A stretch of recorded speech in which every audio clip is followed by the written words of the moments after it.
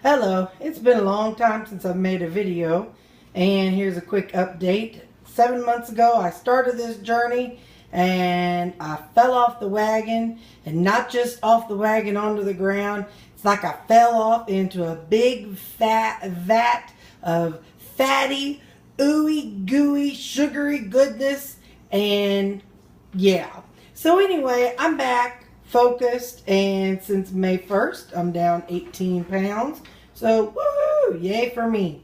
So tonight we are going to have meat pie. This also is from that Diet Doctor website that I love. You use a half of an onion, half of a garlic clove, which I use that, just the squeezy kind.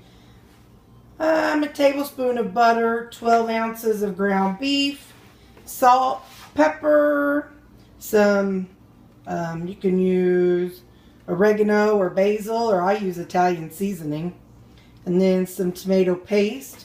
I'll use some water, and that makes up the actual meat pie, the meat part. Then the crust it's 6 tablespoons of almond flour, 2 tablespoons of sesame seed, 2 tablespoons of coconut flour, half tablespoon of baking powder, and then a half tablespoon of something called psyllium husk powder. That's what's in that container. You get it from your health food store, local health food store. Then you use a little salt, olive oil, half of an egg. Don't worry, sometimes I get 1/3, sometimes I get 2/3. There's no being exact when it comes to splitting an egg. Some water. Then you're going to use some cottage cheese and mixed cheese. And that is the crust part. So I took this recipe, which made 6, and I put it in half so it makes 3 servings. I don't have like a half a pie plate. That may be my next purchase someday, but for now this works. It's just a Corningware dish. I put some parchment paper in it, and it'll flatten out once I get the crust inside. So that is the setup, and let's get started. Starting out this recipe, you're supposed to soften up the onions and the garlic. Supposed to cook them just until they're softened up. I'm not going to lie to you, I am a lazy cook. Imagine that. So instead of cutting up onion, buying an onion and cutting it up, I buy the frozen onions that is in the freezer section. I like those a lot better because, well, they taste the same, and for me it's less expensive, at least where I am. Now maybe you live in an area that has onions really cheap, and if that's the case, oh, send me some. But for real, I buy the frozen onions, and it really works well for me. And this is the onions, and I'm supposed to cook them until they're just soft. So I let them defrost really good. And like I said, the onions and garlic are both in here with some butter. I'll let it cook just 2 or 3 minutes before I add the ground beef. The onions and garlic have softened up, so now I'm going to add the 3/4 pounds of ground beef. And if you've seen any of my other videos, you know I like to use my cast iron because there's just nothing like it. They'll last you forever. And I cook everything in this cast iron. I don't, if you think about it, they were used out on the prairie, so back then they didn't say, oh, you can't cook this on it, or you can't cook that on it, it'll ruin it. Back then it's all they had, so they cooked everything in it. So just so you know, I cook things with vinegar, I cook things with wine. I'll be adding some wine to this. I love using cooking wine because I've been trying to avoid salt and products with excess salt. So I have been buying like canned tomato products. They all have no added salt. So to get extra flavor, instead of water, I'll be using red cooking wine. So now I'm going to cook the ground beef until it's done. And when it is done, I'll be adding some salt, pepper, the Italian seasoning, and the tomato paste. And I'll show you what that looks like.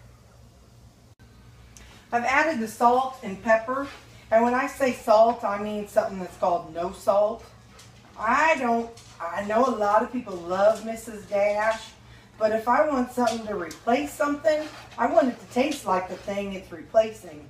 So I like no salt because it does have a little twangy flavor like the salt does. I've used Mrs. Dash in the past. Growing up, we had it as kids. I've just never ever liked it. To me, it'd be like mashing up peas and deciding that that's going to replace mashed potatoes. That just doesn't happen. Whereas you mash up cauliflower and you can disguise that pretty good. So anyway, I like the no salt to replace my salt. I've added in the tomato sauce as well. Now, instead of a 1/4 cup of water, I'm adding a 1/4 cup of red cooking wine.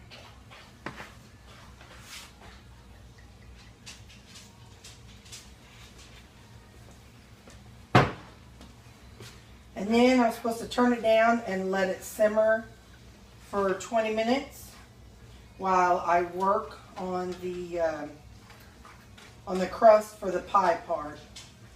So once I get this all stirred in, I'm going to turn it down and let it simmer. And let me see if I cover it.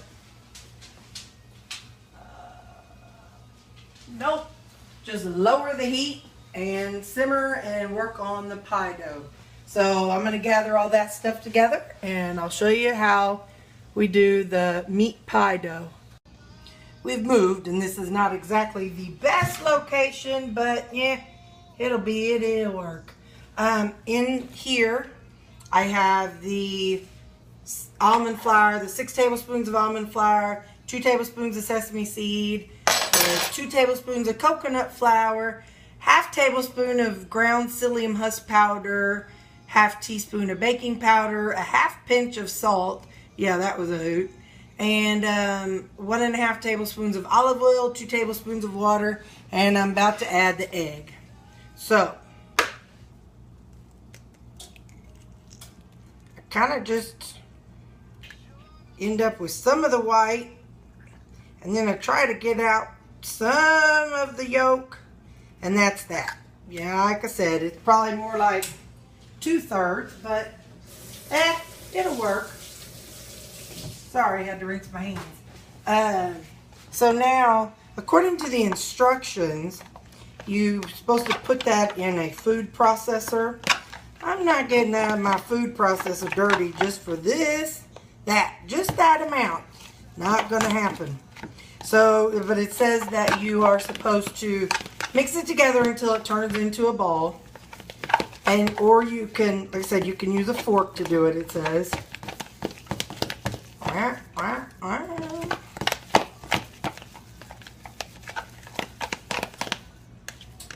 Yeah.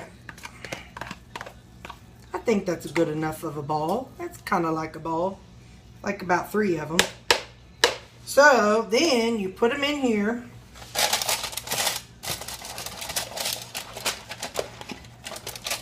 This to me is the hardest part of the whole darn thing.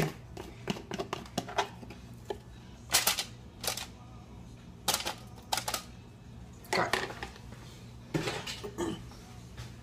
I take some olive oil and put it on my hands because now the goal is to, it's like a meat pie.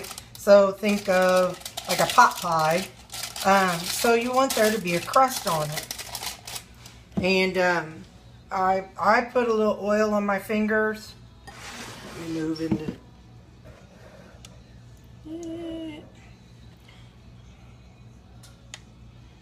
just a little bit of oil.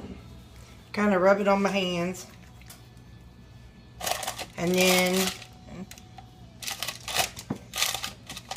then now just comes to flattening it out and trying to get it up the sides a little bit. This is going to be loud and messy, and I'm going to pause you and I'll let you see it when I'm done. Here's how it looks. I ended up actually taking the paper out and laying it flat on the counter and kind of mushing it up a little bit up the sides. And like I said, it's not beautiful, but it's just me eating it, and I don't care how my food looks. I like how it tastes. So now I put this in the oven for 10 minutes. It's been preheating, and it's 350. The crust is done cooking.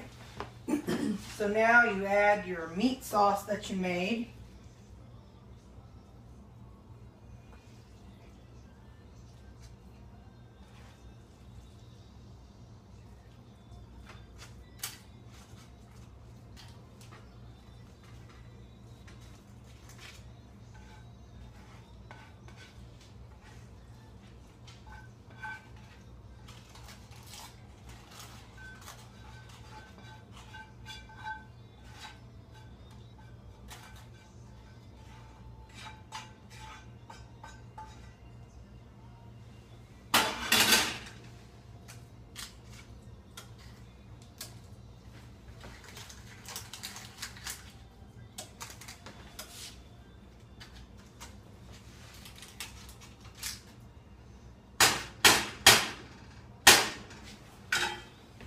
And then on top of that, I have 4 ounces of cottage cheese and 4 ounces of shredded cheese.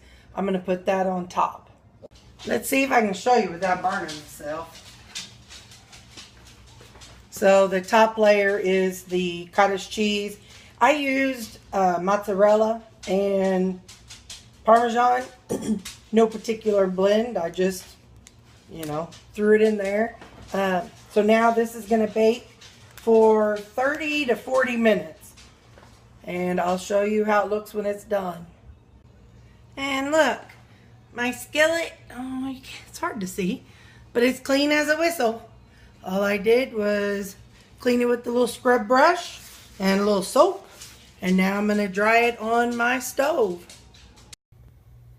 I took it out of the cooking bowl, and this is how it looks. You can see the hard crust underneath, and then you have the layer of meat and the layer of cheese and cottage cheese. So I cut it up into a third, and of course the very first one never looks pretty, but the other two I will package them up for work, and I will have lunch tomorrow and another day, because again, this was a 3-serving recipe.